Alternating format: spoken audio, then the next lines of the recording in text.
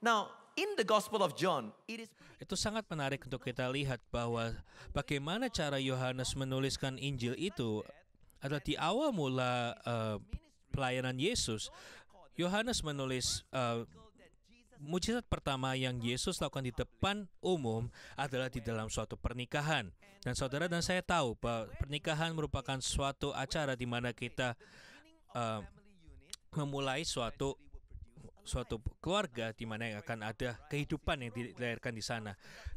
Akhir pekan kita setiap minggu selalu mengadakan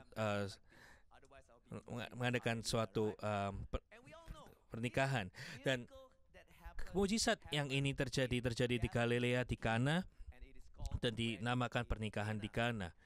Dan yang menarik adalah di akhir pelayanan Yesus, mujizat terakhir yang Yesus lakukan di depan umum itu adalah di pemakaman. Jadi di awal pelayanan Yesus, mujizat pertama terjadi dalam suatu pernikahan, dan mujizat terakhir sebelum dia ke kayu salib terjadi di dalam suatu pemakaman. Kita tahu pemakaman adalah suatu acara, di saat kita mengingat akhir dari suatu kehidupan, dan ini merupakan suatu hal yang menjadikan, karena ini menunjukkan pemisahan antara orang yang kita kasihi. Dan ini merupakan mujizat yang juga terkenal dalam pemakaman penguburan Lazarus saat dia membagikan Lazarus dari kubur. Dan ini merupakan mujizat terakhirnya sebelum dia ke kayu salib. Tentunya kita nggak menghitung saat dia menyambungkan kembali telinga tentara Romawi. Dan ini perlu kita tahu bahwa Yohanes menulis dengan seperti ini untuk mengatakan pada kita supaya kita tahu bahwa Yesus akan selalu ada di sana bagi kita dalam masa susah dan juga dalam masa perayaan kita. Amin. Dia ada selalu di sana bersama dengan kita dari awal hingga pada akhirnya. Yesus akan selalu bersama dengan kita untuk memenuhi kebutuhan kita di masa-masa yang baik dan juga di masa yang susah. Yesus tidak akan pernah meninggalkan kita. Yesus tidak akan pernah meninggalkan kita sendirian. Karena dari awal kehidupan kita hingga pada akhir kehidupan kita, Yesus itu komitmen dengan kehidupan kita dalam setiap aspek dan dalam setiap momen kehidupan kita untuk berserta dengan kita, tak pernah meninggalkan kita, nggak pernah membuat kita sendiri, dan selalu memenuhi kebutuhan kita hingga pada akhirnya. Berikan tepuk yang meriah kepada Tuhan Yesus. Haleluya. Karena itulah saudara dan saya harus tahu bahwa di masa yang baik selalu kita ingat untuk beri kepada Tuhan segala kemuliaan. Amin. Tapi di masa-masa yang buruk yang susah pun, saudara dan saya harus belajar untuk terus percaya pada Tuhan, karena pada akhirnya Dia yang akan menerima segala kemuliaan.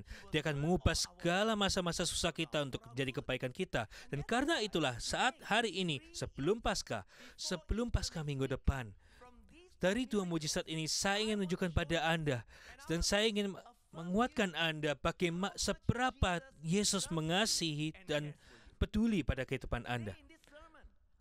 Melalui khotbah ini, saya ingin menguatkan Anda sekali lagi dan menunjukkan kepada Anda betapa Yesus mengasihi Anda, dan begitu Yesus peduli pada Anda dalam masa-masa baik, tapi terutama di masa-masa susah kita. Amin. Dia mengasihi Anda dan juga peduli pada Anda, walaupun terkadang saudara mungkin gak mengerti caranya, karena caranya selalu lebih tinggi dari cara kita, dan terkadang saat kita gak bisa melihat bukti dari kasih Tuhan di depan mata kita. Walaupun kita melalui masa-masa yang susah, saat kita nggak bisa melihat tindakan Tuhan di depan kita, itu tidak berarti bahwa Dia lupa atas kebutuhan kita. Itu nggak berarti Dia nggak peduli atas kehidupan kita lagi. Yesus mengasihi Anda, Yesus peduli pada Anda dari awal hingga akhir. Dia akan selalu bersama dengan saudara dan tidak akan pernah meninggalkan Anda. Mari berikan tepuk tangan yang meriah pada Tuhan sekali lagi. Jadi saya ingin tunjukkan pada Anda hari ini betapa Yesus mengasihi kita, betapa Yesus peduli pada kita. Dari yang pertama di mujizat di Kana, kita dilihat di Yohanes 2 ayat 1 sampai ke 4. Di masa yang baik Tuhan peduli dan mengasihi kita. kita lihat di Yohanes pasal 2. Pada hari ketiga ada perkawinan di Kana yang di Galilea dan ibu Yesus ada di situ. Yesus dan murid-muridnya diundang juga ke perkawinan itu. Ketika mereka kekurangan anggur, ibu Yesus berkata kepadanya, mereka kehabisan anggur. Kata Yesus padanya, mau apakah engkau daripadaku, ibu, saatku belum tiba. Jawaban Yesus adalah saatku belum tiba. Berapa banyak saudara bisa katakan bersama dengan saya, saatku belum tiba. Yang berarti waktu khotbah saya belum selesai, Anda belum boleh pulang. Ya, saatku belum tiba, kata Yesus. Kita tahu cerita ini. Karena setelah mengetahui mereka kehabisan anggur, Maria, ibu Yesus, datang pada Yesus dan nyuruh dia untuk bertindak dan menyelesaikan masalah di pernikahan ini. Jawaban Yesus itu menarik karena dia nggak langsung berkata ya pada Maria, tapi dia berkata pada ibunya bahwa saatku belum tiba. Yang berarti ini bukan waktu yang tepat. Sebelum saudara dan saya tahu bahwa akhirnya dia juga tetap melakukan mujizat itu, ya kan? Bagi Maria itu mungkin bukan hal yang besar kalau Yesus melakukan mujizat waktu itu di depan publik. Bahkan mungkin dia berpikir dia melakukan hal yang baik bagi Yesus, karena ini bukan peluang yang baik bagi dia untuk menunjukkan pada dunia siapa Yesus sesungguhnya. Ya, dia adalah juru selamat dunia. Tapi bagi Yesus, dia memiliki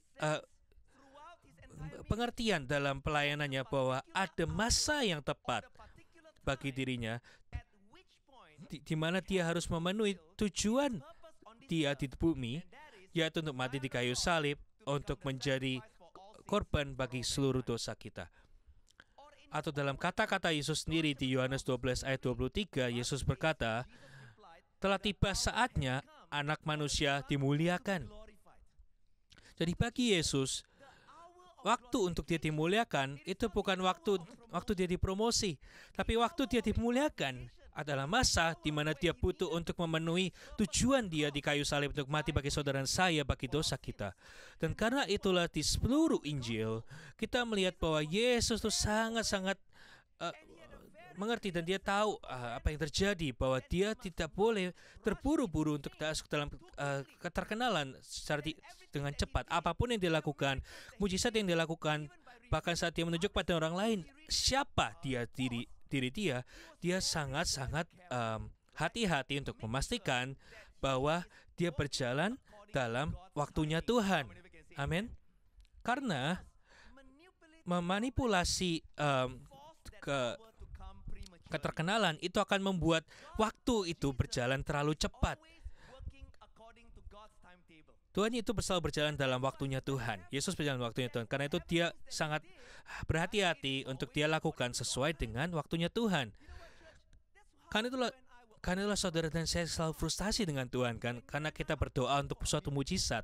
Saat saudara dan saya itu berdoa untuk doa kita dijawab, kita selalu datang kepada pastor, doakan saya.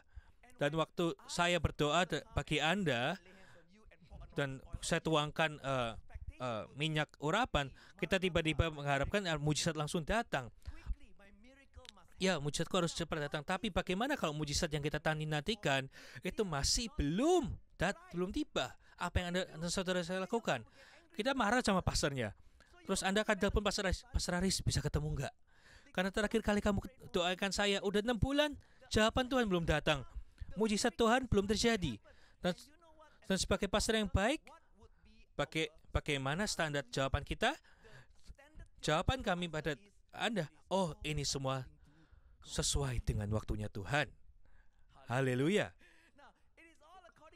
Semua sesuai dengan waktunya Tuhan. Dan waktu Anda mendengar jawaban itu, saudara lebih frustasi lagi karena dalam hati Anda itu akan konfliknya termanifestasi. Iman Anda ada krisisnya, ada pertanyaan-pertanyaan dalam pikiran Anda yang belum terjawab di dalam hati Anda. Jadi, dan akhirnya bukan lagi Anda frustasi, Anda mulai ada krisis iman juga. Dan Anda akan bertanya-tanya, kenapa waktunya Tuhan itu kayaknya ngelupain penderitaan saya?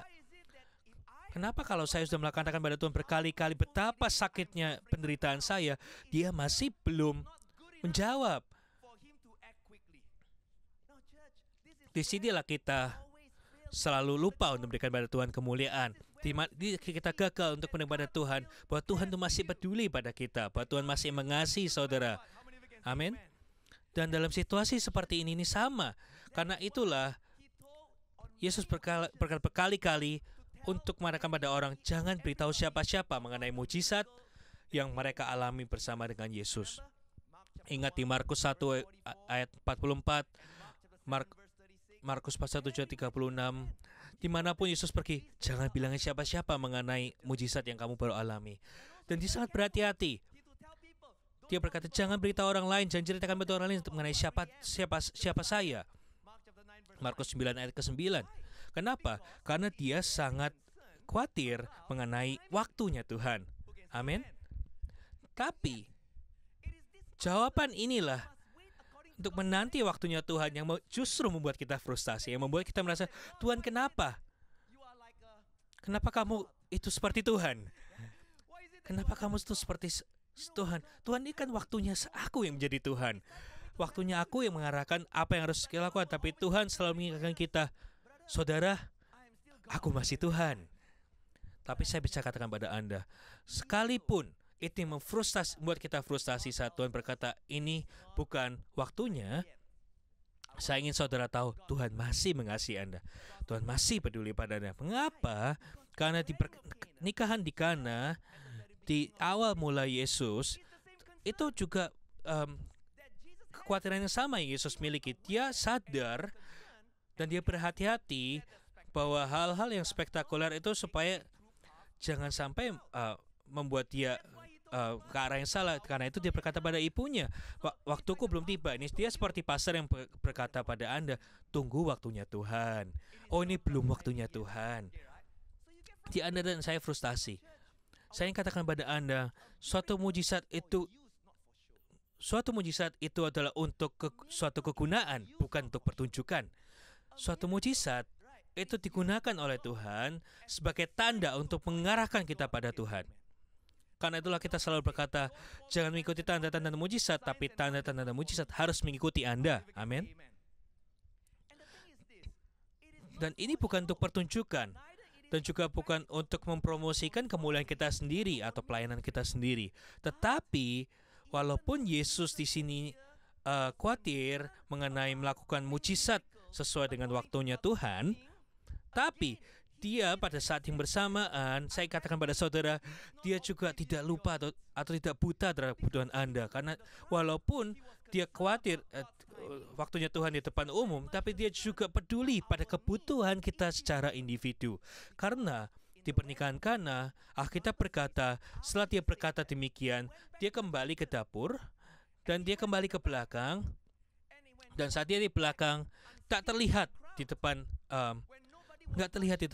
semua orang, walaupun nggak ada seorang melihat. Dia ke belakang, dia berkata kepada pelayan-pelayan untuk mengisi tempayan-tempayan dan mengubah air itu menjadi anggur. Di mana? Bukan di depan umum, tapi di belakang. Tidak terlihat dan kadang tidak disadari di tempat umum dan oleh depan semua orang. Karena itulah Yohanes 2 pasal 7 ayat 8 dikatakan, Yesus berkata pada pelayan-pelayan itu, isilah tempayan-tempayan itu penuh dengan air, dan mereka pun mengisi sampai penuh. Lalu kata Yesus pada mereka, sekarang cedoklah dan bawalah pada pemimpin pesta. Apa yang terjadi di sini? Hanya karena Tuhan peduli mengenai waktunya dia, bukan berarti dia lupa atas kebutuhan kita. Dan karena saat kita berpikir, oh Tuhan tidak melakukan apapun di depan kita, dia sesungguhnya bekerja di belakang. Dan karena saat kita nggak merasakan Tuhan ada di tengah-tengah krisis kita, bukan berarti Tuhan itu berhenti bekerja bagi kita. Dia masih bekerja di belakang layar untuk melakukan suatu mujizat, untuk membawa saudara dan saya di tempat mujizat supaya saudara bisa mengalami mujizat yang terbaik di waktu yang terbaik. Mari berikan tepuk tangan yang meriah kepada Tuhan. Amin. Cuma Tuhan, hanya karena kita nggak melihat aktivitas di depan mata kita atau merasakan bahwa Tuhan beserta dengan kita di krisis kita, bukan berarti bahwa Tuhan itu lupa ataupun dia tidak peduli pada saudara. Dia masih bekerja di belakang kita supaya saudara dan saya bisa mengalami mujizat yang kita butuhkan. Dan di sini, walaupun dia peduli mengenai tempat orang-orang banyak untuk melihat dirinya, tapi mata Tuhan nggak pernah melepaskan kita. Walaupun dia peduli mengenai waktunya Tuhan yang tepat, tapi mata Tuhan nggak pernah melepaskan kita. Dia selalu peduli atas kebutuhan kita dan selalu bekerja di belakang layar supaya pada akhirnya saudara akan mengalami mujizat dan berkat dari Tuhan. Amin. Tuhan peduli bagi saudara dan saya, dan Yesus mengasihi saudara. Katakan pada kiri kanan saudara bahwa Yesus mengasihi saudara. Jadi Tuhan itu peduli pada kita di masa-masa yang baik, tapi terutama di masa-masa buruk kita. Gereja City Harvest, Tuhan peduli bagi saudara dan saya, mengasihi kita di waktu yang baik, tapi terutama juga di waktu yang buruk.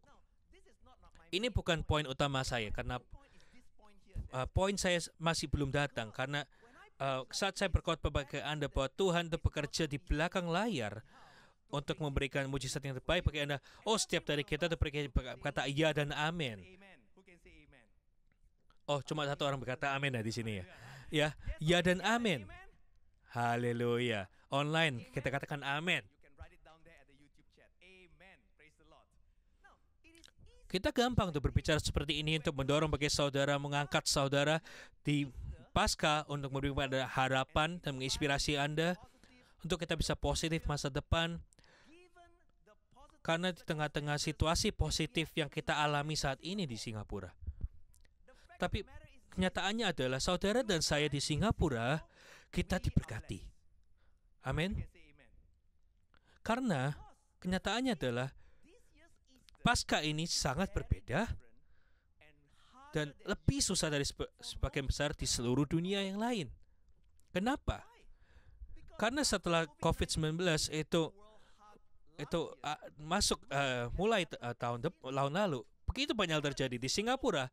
Kita itu dilindungi dari efek penuh dari COVID karena kita semua diberkati oleh Tuhan dengan pemerintah yang mampu dan juga bijaksana, yang bukan cuma bisa menjaga supaya pandemi ini nggak kemana-mana, tapi juga membantu bangsa ini untuk bisa melewati dengan niat dan juga benar-benar bisa tahan. Mari berikan tepuk tangan bagi pemerintahan kita. Mari kita apresiasi apa yang mereka telah perbuat. Dan di Singapura kita juga diberkati oleh pekerja kesehatan dan juga pekerja garis depan kita yang melayani bangsa ini di tengah-tengah masa krisis. Bahkan sungguhnya saudara, selama circuit breaker banyak dari kita tambah berat. Karena frontline worker kita bekerja keras. Bahkan banyak dari mereka ada di sini. Berikan tepuk tangan yang meriah pada mereka yang banyak dari mereka merupakan jemaat gereja kita. Dan orang-orang Singapura, kita di sini, kita diberkati sebagai warga negara di Singapura, selalu melakukan bagian mereka dan ini secara terbaik supaya mereka ikuti protokol keamanan itu diikuti. Amin. Singapura itu sungguh diberkati, dan karena itulah kita di sini, walaupun pandemi ini masih terus terjadi dan masih sangat nyata di tempat-tempat lain. Bahkan kita ada di suatu tempat yang positif dan kita dalam masa pemulihan di sini. Tapi saat kita bisa bersyukur pada Tuhan dalam proteksi dan berkat Dia yang telah diberikan pada kita di sini di Singapura, kenyataannya banyak dari teman-teman kita, keluarga kita, kerabat kita yang ada di luar negeri, mereka nggak mengalami hal yang sama seperti yang kita alami di sini. Mereka mengalami perlindungan dan berkat yang sama dengan kita alami. Dan di masa-masa ini kita merupakan warga negara global, yang berarti karena internet kita lebih terhubung satu sama lain. Yang berarti apa yang terjadi pada orang lain juga memberi dampak pada kita dengan satu cara atau lainnya. Hingga hari ini, hingga 27 Maret, jumlah yang mati karena COVID itu lebih dari 2,7 juta. Dalam satu tahun, 2,7 juta orang mati karena COVID secara tragis. Dan mereka banyak kan matinya prematur sebelum waktunya. Saat saudara mengenal orang seperti itu, bahkan 2 hari lalu saya bertemu dengan salah satu jemaat saya, orang Indonesia, dan dia harus kembali ke Indonesia karena dia kehilangan ayahnya karena COVID. Dan saya juga barusan diundang di pemakaman Zoom baru-baru ini untuk mengingat salah seorang pastor di Indonesia yang meninggal tahun lalu. Dan senior pastor ini berkata pada kami melalui Zoom bahwa karena dia ada satu kelompok pastor yang ada dalam pemuritan dia. Dia ada satu komsel penuh senior pastor yang telah dia muridkan dan dia pertumbuhkan bersama-sama, melayani Tuhan bersama-sama dari awal. Dan di akhir dari memorial service ini, kebaktian memorial ini, setelah dia berkata, setelah COVID, saat kita ketemu, kamu akan merasakan. Kenapa? Karena saat kita bertemu lagi, kita akan merasa, karena pertama kalinya kita ketemu, berapa banyak dari kita itu masih tertinggal di sini. Karena di dalam pengembalanya dia sendiri, ada sebagian dari pastornya itu sudah meninggal. Saudara tahu saya dari Indonesia kan? Kalau saudara nggak tahu, saudara bisa lihat nama saya. Saya dari Indonesia. Nah, di Indonesia, salah satu gereja afiliasi kita berkata pada saya, dalam sinode dia sendiri, mereka telah kehilangan lebih dari 150 pastor sejak Maret tahun lalu. Banyak itu masih mereka bingung, kecewa, dan merasa nggak berdaya karena gereja mereka masuk dalam krisis. Dan mereka yang meninggal bukan orang-orang yang mereka nggak kenal. COVID terus meningkat di seluruh dunia, dan di negara saya sendiri di Indonesia, lingkaran kematian itu semakin kita kenal, semakin dekat dengan keluarga dan gereja kita. Bahkan kita mungkin kenal juga beberapa jemaat kita kehilangan orang tua, mereka kehilangan anggota keluarga mereka. Karena mereka tinggal di Malaysia, mereka tinggal di Indonesia, di seluruh dunia yang lain. Mereka kehilangan kerabat mereka, kehilangan teman mereka, kehilangan pastor mereka. Dan banyak merasa nggak berdaya karena border masih tutup dan mereka nggak bisa terbang untuk menunjukkan dukungan mereka. Grace the Harvest. Pasca ini saya ingin bertanya pada Anda, apa yang saudara katakan pada seseorang yang telah kehilangan orang yang mereka kasihi secara tragis dan tiba-tiba dan di sebelum waktunya? Apa yang bisa kita katakan pada seseorang yang kehilangan orang yang mereka kasihi tiba-tiba secara tragis dan sebelum waktunya? Di Singapura, kita mungkin nggak bisa ngerasakan itu, dampak dari kematian karena COVID. Tapi, bahkan di Singapura di awal tahun ini, kita juga mendengar cerita-cerita tragis di berita-berita yang kita baca.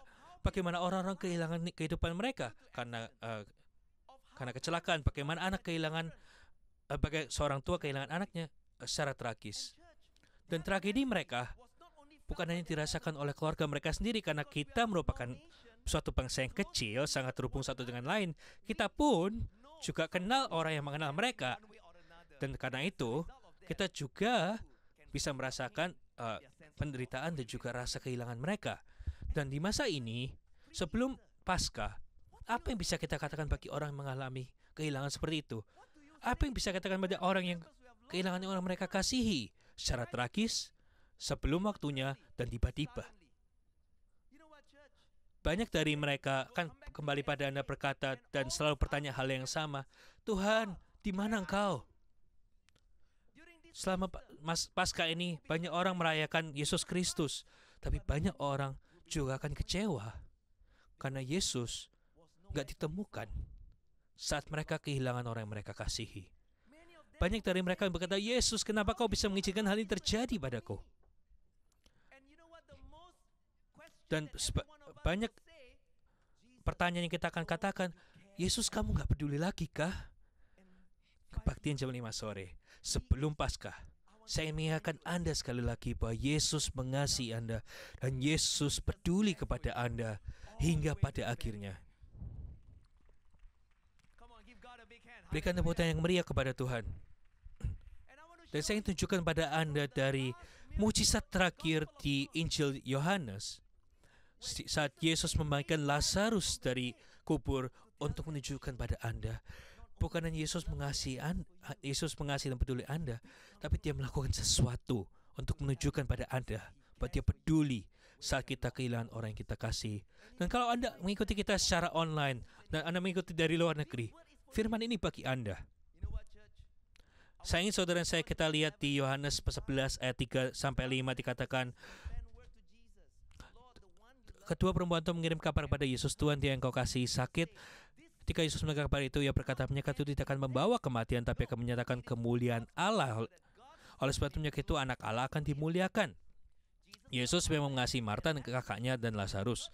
Namun setelah didengarnya bahwa Lazarus sakit, ia sengaja tinggal 2 hari lagi di tempat di mana ia berada. Tapi setelah itu ia berkata pada murid-muridnya, mari kita kembali ke Yudea. Saat kita baca ini, Yesus sendiri berkata bahwa ini adalah untuk kemuliaan Tuhan, supaya anak Allah akan dimuliakan.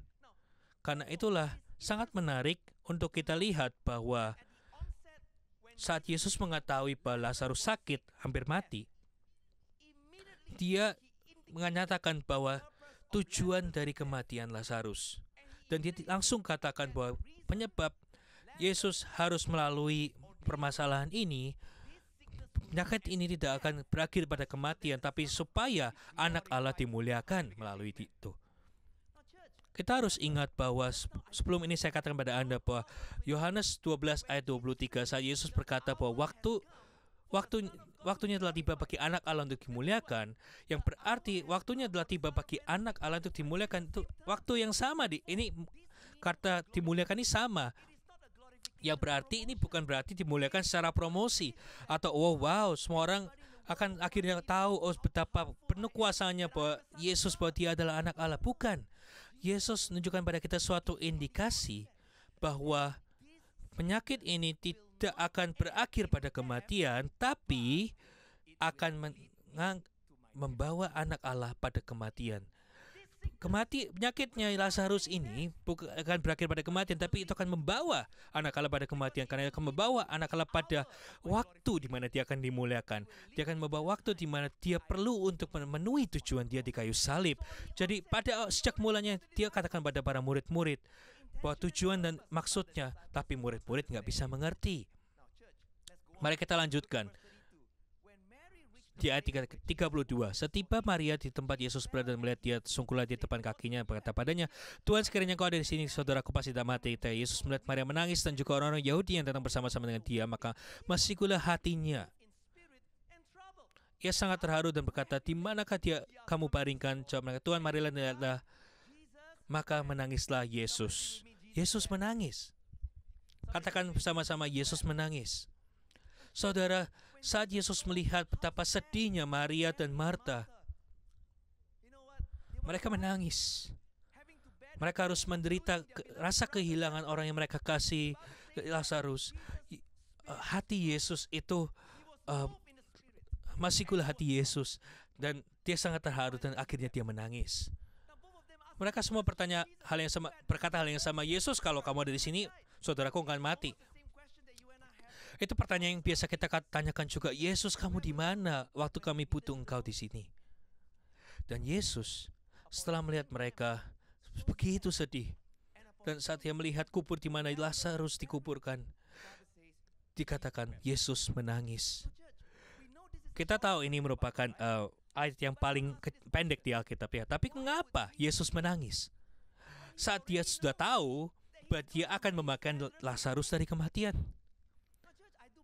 Saya mengadakan banyak kebaktian pemakaman. Kalau hari ini saya ke suatu pemakaman dan Allah bertunjuk kepada saya, Aris, pemakaman ini kamu akan membagikan orang ini dari kubur. Itu pasti akan terjadi. Yesus pasti. Oh, aku yakin. Oh ya Yesus, amin. Nah, kalau saya dengar kayak itu dari Tuhan, waktu saya ke pemakaman saya pasti nggak sedih. Tapi saya penuh dengan iman dan percaya. Dan waktu saya melihat semua orang di sana menangis di depan saya secara histeris, saya nggak yakin saya akan terharu dan menangis. Tapi saya berkata, berhenti nangis. Tuhan akan melakukan suatu mukjizat di sini.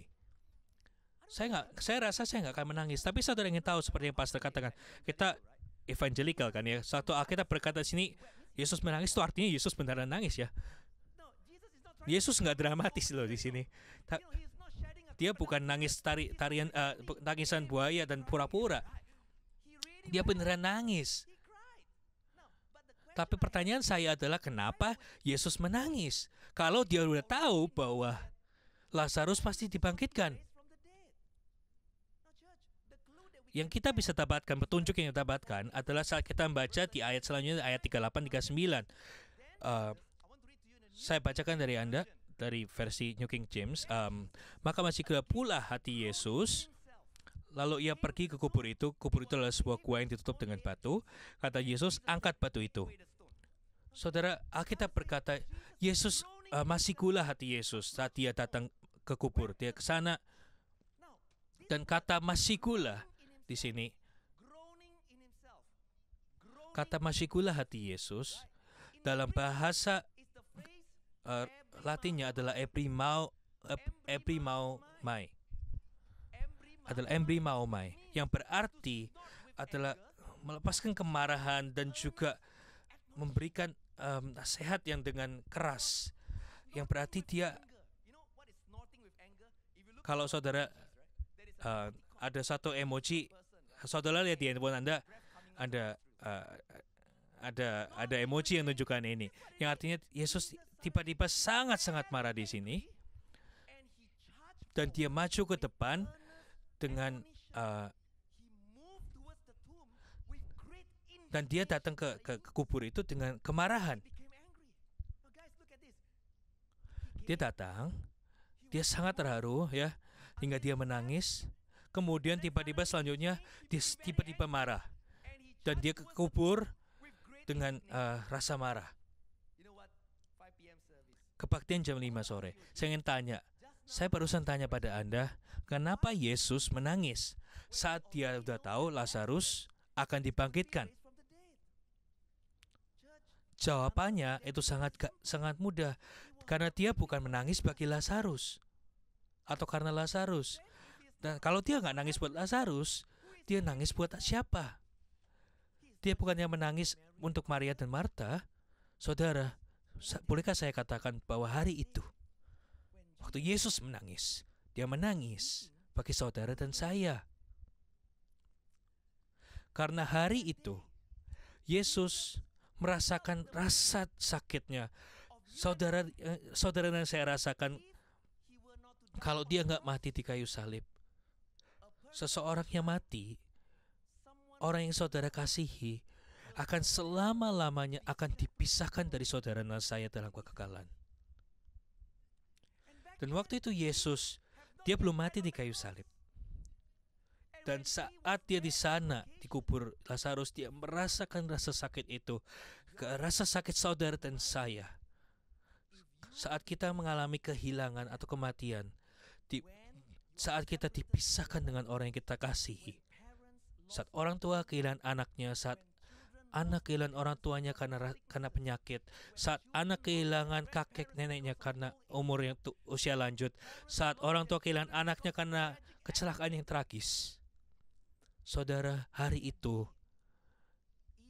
kalau Yesus nggak mati di kayu salib, kita akan selamanya dipisahkan.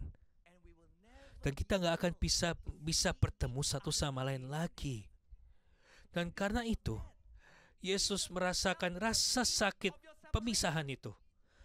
Yesus merasakan penderitaan itu. Dia merasakan bagaimana kematian bisa membawa keputusasaan dalam kehidupan kita, karena selama-lamanya tanpa Yesus kita tidak akan bisa melihat orang kita kasih lagi. Kita nggak bisa bersatu lagi. Kita nggak bisa menikmati kehidupan lagi di surga, nggak mungkin. Hari itu, saat dia menangis bagi saudara dan saya. Dia menangis bagi setiap dari kita yang harus melalui rasa sakit pemisahan yang kekal dengan orang yang kita kasihi di dalam kehidupan ini. Dan hari itu saat dia menangis, dia merasakan sakitnya saudara dan saya, merasakan keputusasaan saudara dan saya, bagaimana saudara dan kemarahan kita pada dia. Dia merasakan kemarahan bagaimana kita bertanya-tanya kepada Tuhan. Dan harus melihat bahwa kita dipisahkan dari saudara kita, dari orang tua kita, dari kakek nenek kita, dan dari saudara teman-teman kita di titik kematian. Dan titik ini dia merasakan rasa sakit seluruh manusia. Dia merasakan bagaimana saat orang tua kita meninggalkan kita karena COVID. Saudara, Tanpa Yesus mati kayu salib, nggak akan ada pengharapan bagi kita. Nggak akan ada cara bagi kita untuk bisa bersama lagi. Dan dia sangat tergerak hatinya. Karena dia merasakan rasa sakit Maria dan Marta. Dan dia juga merasakan rasa sakit kita. Jemaat Tuhan, saya memulai untuk menggali khotbah ini karena suatu tweet yang saya baca dari Timothy Keller. Seseorang bertanya pada Timothy Keller, apakah Yesus menangis di kubur Yesus karena dia nggak yakin bahwa Lazarus akan dibangkitkan lagi? Dan jawaban dari Timothy Keller adalah enggak. Dia menangis karena dia merelasikan dengan rasa sakit itu dan karena kesedihan kematian. Dan karena itu kemarahan dia menunjukkan kuasa dia untuk menghancurkan itu. Saudara, di titik itu saat dia merasakan rasa sakit saudara dan saya. Saat Yesus merasakan rasa sakit kematian itu, dia memisahkan kita dari orang yang kita kasihi selama-lamanya. Rasa sakit yang dibawa oleh kematian karena tragedi, kecelakaan, dan sakit penyakit, rasa penderitaan dan juga keputusasaan yang membawa kematian kita. Dan setelah dia menangis, setelah Yesus merasakan rasa sakit saudara dan saya, tiba-tiba dia marah. Dia marah. Dan kemudian maju ke depan ke kubur. Dan pertanyaan saya selanjutnya, dia marah pada siapa? Kenapa dia tiba-tiba marah? Dari nangis tiba-tiba jadi marah. Seperti dia seolah-olah nggak ada putus asa dan dia tiba-tiba marah. Seolah-olah dia merasa melakukan sesuatu karena dia maju ke depan dengan suatu tujuan. Jadi Yesus marah kepada siapa? Jemaat Tuhan, saya kata kepada Anda, dia marah, Yesus marah bukan hanya pada proses kematian atau apa yang terjadi pada Lazarus, tapi dia marah pada maut itu sendiri. Ya, dia marah sama pribadi ini ya. Dia marah kepada maut. Dia marah pada kuasa dan juga roh maut. Kuasa yang membawa kematian pada kehidupan kita. Saya nggak membuat-buat ini karena kalau saudara baca di New King James, saudara bisa lihat judul dari perikop ini. Judulnya dikatakan bahwa Yesus dan maut, musuh terakhir. Dia ke kubur dan dia mengkonfrontasi maut. Pribadi ini. Dan saudara tahu saat dia maju ke kubur dan dia mengkonfrontasi maut, dia marah pada maut karena maut membawa begitu banyak kesedihan, penderitaan dan keputusasaan kepada kita. Dan kalau dia nggak mati di kayu salib, saudara dan saya akan dipisahkan selama-lamanya dari orang yang kita kasihi. Dan dia merasakan kemarahan kita, dia merasakan penderitaan kita, dia merasakan keputusasaan kita, dia merasakan rasa sakit kita. Dan karena dia merasakan rasa sakit kita, dia sendiri menjadi marah dan dia maju ke kubur untuk konfrontasi maut. Kenapa dia maju ke depan dan konfrontasi maut? Karena Alkitab berkata, karena dia maju karena dia maju ke depan dengan indignation, yaitu merupakan rasa kemarahan. Yang kata ini itu berarti ada rasa marah karena ada perlakuan yang nggak adil. Bagaimana manusia itu menjadi putus asa dan dipisahkan selama-lamanya orang yang kita kasih. Dan karena maut, dia berkata, aku harus melakukan sesuatu. Aku memutuskan untuk melakukan sesuatu. Karena itulah dia sangat marah, dia ke kubur dan dia mengkonfrontasi maut. Dan dia berkata, maut, mulai hari ini, karena apa yang telah kamu perbuat, aku jadi lebih yakin untuk mati kayu salib. Karena sewaktu aku mati kayu salib, maut akan kehilangan kuasanya. Maut akan kehilangan kuasanya. Dan kalau hari ini aku kayu salib, kuasa dari maut akan dipatahkan. Dan seluruh hidup kita melalui kematian Yesus kayu salib, saudara dan saya bisa didamaikan dengan Tuhan, dan saudara dan saya bisa dipersatukan kembali dengan orang-orang yang kita kasih selama-lamanya di surga. Berikan tepuk tangan yang meriah pada Tuhan Yesus. Haleluya. Dia maju ke kubur dan dia mengkonfrontasi maut untuk memberitahu pada maut, aku gak akan membiarkan kamu untuk memberikan keputusasaan lagi. Aku tidak akan membiarkan untuk kamu membawa pemisahan lagi pada orang-orang yang kukasihi. Hari ini, aku memutuskan, aku yakin untuk mati di kayu salib bagi mereka, supaya seluruh dari mereka bisa didamaikan kembali dengan Bapakku, dan juga mereka bisa sekali lagi dipertemukan dengan orang-orang yang mereka kasihi, dan mereka bisa bertemu satu dengan sama lain di surga selama-lamanya dalam kekekalan. Berikan tepuk tangan yang meriah pada Tuhan Yesus sekali lagi. Haleluya. Melalui kematian Yesus di kayu salib, kita nggak perlu lagi putus asa selama-lamanya saat kita mengalami kematian. Karena maut telah dipatahkan, maut telah dikalahkan. Hari itu maut telah dikalahkan. Bukan hanya Yesus peduli karena dia menangis, dia pun jadi marah. Dia melakukan sesuatu terhadap itu. Dan apa yang dia lakukan? Dia berkata pada maut, hari ini aku akan mati bagi manusia, dan melalui kematianku maut akan dikalahkan untuk selama-lamanya. Berapa banyak dari saudara bisa berkata amin? Saudara, di dalam kehidupan yang kita hidupi di sini, ini hanya momen yang sementara. Dan saat kita nggak bisa mendapatkan jawaban di masa yang sementara di bumi ini, tapi Tuhan telah memberikan kita jawaban di kekekalan.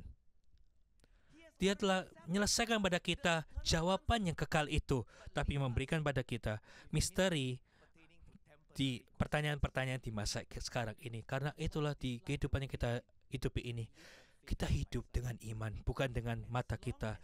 Karena saat kita tahu akhirnya telah dibeli, ditebus, kemenangan itu telah didapatkan, kemana arah hidup kita? Bagaimana kita akan bertemu dengan satu sama lain di surga? Tuhan sudah jawab semua itu bagi kita. Dan di masa kehidupan kita, saat kita ada pertanyaan-pertanyaan yang sementara yang belum terjawab, mari kita ketahui bahwa Yesus peduli bagi saudara dan mengasihi saudara, dan dia telah melakukan sesuatu untuk membawa saudara pada suatu tempat di mana saudara bisa bertemu dengan orang yang saudara kasihi. Mari berikan tepuk tangan yang meriah pada Tuhan Yesus. Haleluya. Mari kebaktian jam 5 sore. Jika saudara mengasihi Yesus, berikan dia tepuk tangan yang meriah.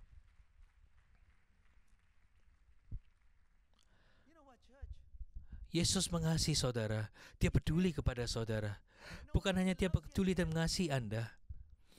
Dan saat dia belum memberikan kita seluruh jawabannya, mengapa tragedi terjadi dalam kehidupan kita, kita harus tahu bahwa 2000 tahun lalu, karena dia peduli, dia melakukan sesuatu atas itu. Dia mati bagi saudara dan saya. Dan karena waktu dia mati bagi saudara dan saya, dia mematahkan kuasa maut. Dia mematahkan setiap keputusasaan dan memberikan pada kita suatu hidup yang kekal. Saat Yesus ke kubur dan mengkonfrontasi maut, menghadapi maut dan berkata pada maut, maut, hari ini kamu akan dikalahkan. Saudara pikir maut hanya diam segitu saja dan menerima ancaman Yesus gitu aja? Enggak. Maut juga membalas. Maut berkata pada Yesus, kamu datang padaku, aku akan pastikan aku datang padamu. Dan saat aku datang kepadamu, aku akan lepaskan kematian yang paling menyakitkan. Kematian yang paling menyakitkan. Saya baca suatu buku dari Josh McDowell. Nggak ada rasa sakit yang dapat menggambarkan rasa sakit di kayu salib. Karena itulah ada kata excruciating dalam bahasa Inggris, yang berarti, karena excruciating itu artinya sendiri adalah dari kayu salib.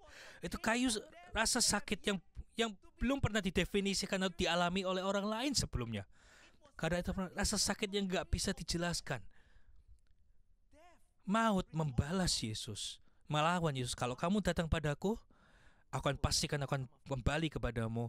Aku akan pastikan kamu akan mati dengan sakit yang tidak bisa dijelaskan. Tapi saudara dan saya harus mengerti ini, bahwa saat dia merasakan rasa sakit saudara dan saya, saat dia tahu betapa sedihnya kita saat dipisahkan orang yang kita kasih dan mengalami rasa sakit kita, Yesus marah dan dia berkata pada maut, aku gak peduli betapa sakitnya itu, tapi kasihnya bagi kita itu alasan yang cukup untuk bagi dia bisa yakin untuk tetap mati di kayu salib dengan rasa sakit yang paling sakit. Karena itulah dia mati bagi kita supaya kita bisa hidup. Kebaktian jam 5 sore, saya ingin saudara tahu bahwa kehidupan yang Tuhan berikan bagi kita adalah kehidupan yang dia berkati. Dia mati bagi kita. Karena itulah kita gak perlu merasa putus asa, karena dia telah mendapatkan kemenangan itu bagi kita. Dia telah mengalahkan maut bagi kita. Karena itu saudara, saya gak perlu merasa depresi atau kegelapan dalam pikiran kita, karena dia telah membayar harganya, telah menebus harganya supaya saudara dan saya bisa hidup. Yang perlu saudara dan saya lakukan hanya untuk fokus pada Yesus dan tetap hidup. Hidup hari demi hari. Hidup hari demi hari. Saudara mungkin gak punya jawabannya di masa yang sementara yang kita hidupi ini, tapi suatu hari ketika kita ke surga, dalam kekekalan, kita akan menikmati Yesus selama-lamanya dan orang yang kita kasihi di surga. Saat Tuhan gak menjawab pertanyaan kita sementara, kita harus tahu dia memberikan pada kita jawaban yang kekal. Jawaban itu adalah Yesus. Yesus mengasihi saudara, Yesus peduli pada saudara, dan bukan hanya dia berkata-kata, dan itu bukan hanya teori, tapi itu adalah tindakan. Dia mati bagi saudara dan saya. Jemaat Tuhan, saya ingin katakan pada Anda, apakah Yesus peduli saat orang yang kita kasih meninggal? Rasa sakit saudara dan saya itu alasan yang cukup bagi dia mati di kayu salib. Rasa sakit saudara dan saya itu melihat kita dipisahkan dengan orang yang kita kasihi. Itu cukup bagi dia untuk dia bisa melewati kayu salib, untuk dia bisa yakin untuk mati di kayu salib bagi saudara dan saya. Tapi apakah Yesus peduli saat orang yang kita kasih itu meninggal tiba-tiba? Saya ingin katakan kepada Anda, bukan hanya dia peduli, tapi itu menjadi faktor terakhir yang memakukan dia di kayu salib. Karena bukan hanya dia ingin memberikan pada kita kata-kata, tapi dia ingin menunjukkan perbuatannya. Dan dia lakukan itu, dia ke kayu salib. Supaya melalui dia kita bisa didamaikan, dipertemukan kembali di surga. Karena Israel katakan dalam suatu pemakaman Kristen, ini bukan selamat tinggal, tapi sampai jumpa lagi. Dan kita lihat ya, di awal-awal Yesus itu gak mau untuk melakukan mujizat depan umum, karena dia khawatir atas waktunya Tuhan, dia peduli waktunya Tuhan, bahwa dia katakan waktuku belum tiba. Kita lihat, dan di mujizat terakhir ini saat dia melakukan Lazarus, itu di depan seluruh kerumunan di depan Yerusalem. Dan Alkitab katakan, karena mujizat ini, banyak orang-orang Yahudi percaya kepada Yesus. Dan ingat yang dia katakan, kematian ini tidak akan berakhir membawa kepada kematian, tapi akan membawa anak Allah dimuliakan. Karena kalau kita lihat di Yohanes 11 ayat 53, pasal yang sama tapi ayat-ayat selanjutnya, ayat 53 dikatakan, mulai dari hari itu mereka sepakat untuk membunuh dia. Semua mujizat yang dia lakukan gak pernah membuat orang-orang Farisi untuk membunuh Yesus. Tapi mujizat ini yang dia lakukan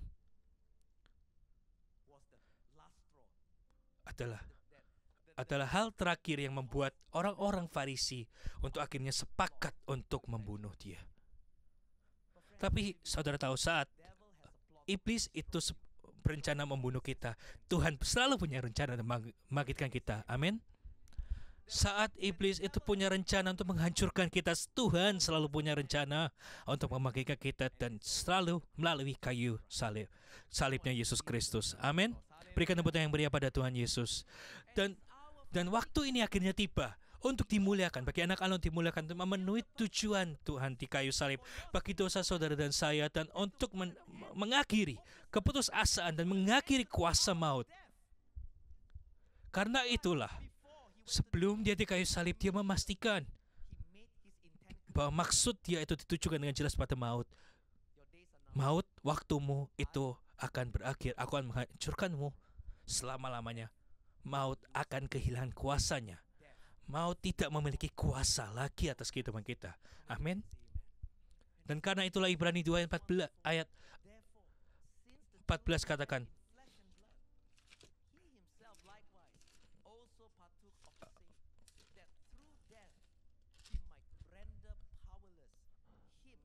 karena anak-anak itu adalah anak dari daging, maka ia menjadi sama dengan mereka dan mendapatkan bagian dalam keadaan mereka, supaya oleh kematiannya memusnahkan dia, yaitu iblis yang berkuasa atas maut. 2000 tahun lalu Yesus telah mengalahkan maut. Maut gak ada lagi kuasa atas kita. Kita gak perlu takut, karena suatu hari, karena Yesus, kita akan bertemu lagi dengan orang yang kita kasih di surga. Dan karena itulah di Paskah yang ini bukan hanya mengenai perayaan kabar baik, tapi saya ingin bagikan bagi Anda arti dari kayu salib.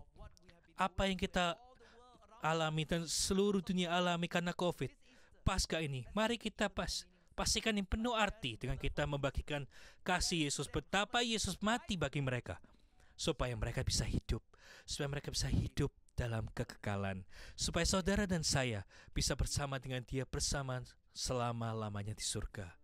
Gereja City Harvest, apa sungguh Yesus yang mulia yang kita layani, karena Dia peduli dengan kita. Ya, itu adalah pesan Paskah. Berapa banyak saudara itu siap untuk Paskah minggu depan? Dan mari kita bagikan pesan ini bagi orang-orang yang kita kasih. Mari berikan tepuk tangan pada Tuhan. Bagikan pada orang yang kita kasih. Bagikan pada orang tua kita. Mari kita berani. Gereja City Harvest, sakit kematian adalah sakit kita dipisahkan dengan orang yang kita kasih. Tapi kita harus tahu bahwa Tuhan telah melakukan sesuatu 2000 tahun lalu. Datang pada Yesus. Biarlah Dia memberikan pada Anda hidup yang kekal. Dan mari kita alami kasih karunia Dia yang indah dan kekekalan hidup yang kekal yang diberikan.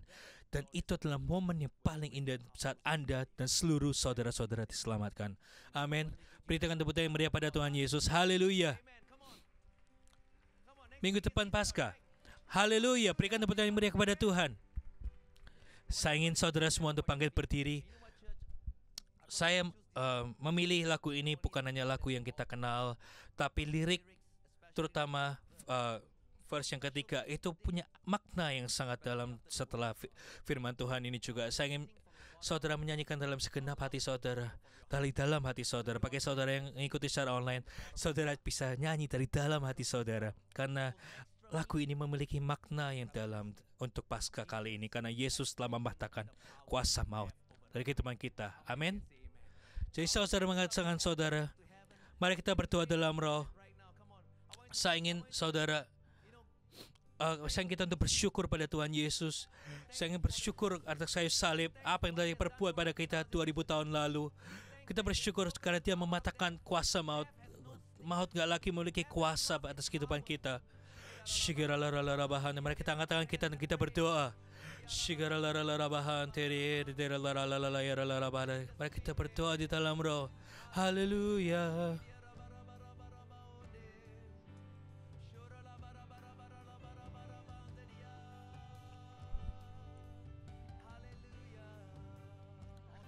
Mari kita nyanyikan bersama.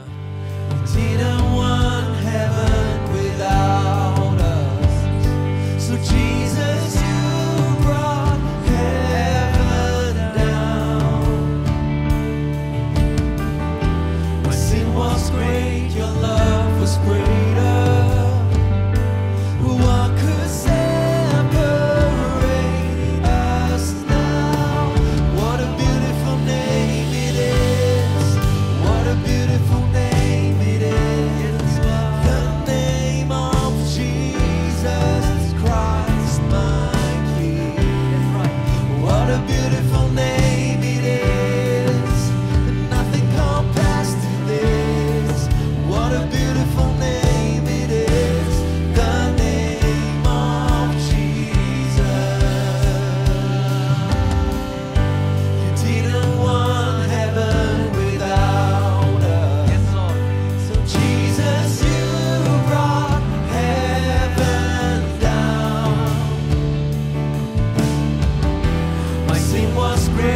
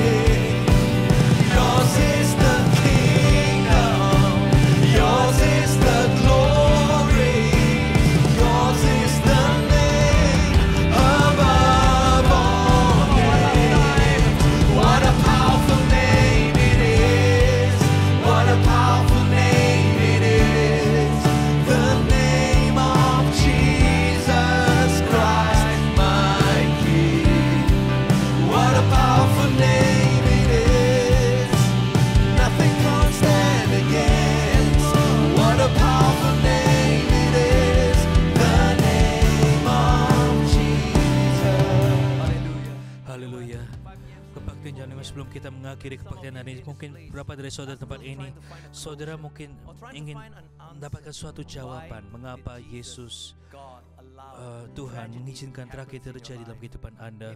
Mungkin saudara mengalami kematian, mungkin bukan kematian secara fisik, tapi mungkin sesuatu dalam kehidupan saudara yang saudara sangat kasihi itu mati. Mungkin dalam kehidupan ini kita nggak tahu jawaban dari misteri ini, tapi saya ingin saudara tahu bahwa Yesus mengasihi saudara dan peduli pada kehidupan Anda. Karena itu Dia memberikan jawaban kita di dalam kekekalan. Kehidupan yang kita hidupi saat ini adalah sementara. Tapi kalau kita terlalu fokus pada hal yang sementara, yang nggak ada jawaban di dalamnya, kita akan masuk dalam lingkaran depresi, lingkaran kekalahan. Tapi hari ini mari kita lihat Yesus yang memulai dan juga mengakhiri iman kita. Karena saat kita melihat pada Yesus, setiap hari adalah setiap hari kasih karunia, setiap hari adalah hari ucapan syukur, setiap hari adalah satu hari di mana Yesus memberikan kepada kita kehidupan yang baru. Kasih karunia dan rahmatnya itu baru setiap hari, dan hingga harinya tiba kita bisa menghabiskan kekekalan bersama dengan Yesus dan satu sama lain. Karena itulah saat Dia nggak bisa memberikan kepada kita jawaban untuk masa yang sementara ini, Dia telah memberikan kita jawaban untuk kekekalan. Dia telah mati bagi kita, saudara, bagi keluarga Anda, bagi anak-anak Anda. Saudara, mari kita lepaskan dan biarlah Tuhan yang bekerja. Mari kita lepaskan dan biarlah Tuhan yang bekerja. Yesus, aku serahkan hidupku ke dalam tangan-Mu. Dan aku serahkan orang ini ke dalam tangan-Mu. Saya ingin saudara katakan kepada Yesus, Tuhan, aku serahkan pertanyaan ini kepadamu. Mengapa? Mengapa hal ini bisa terjadi? Kenapa orang tua aku harus melalui hal yang susah itu? Kenapa aku harus ada gagal hamil, keguguran? Kenapa kejadian ada tragedi terjadi? Yesus, aku serahkan pertanyaan ini. Mari kita serahkan pada Tuhan. Serahkan pertanyaan itu kepada Tuhan, dan Yesus akan menunjukkan. Dia mungkin nggak akan memberikan jawabannya, tapi jika saudara percaya pada Yesus, dan jika mereka adalah orang-orang Kristen, Dia mungkin nggak berikan jawaban pada saudara, tapi Dia akan tunjukkan pada saudara jawabannya, bahwa mereka di surga menanti saudara. Yesus ada di surga. Yesus juga hidup dalam hati kita. Dia di mana-mana.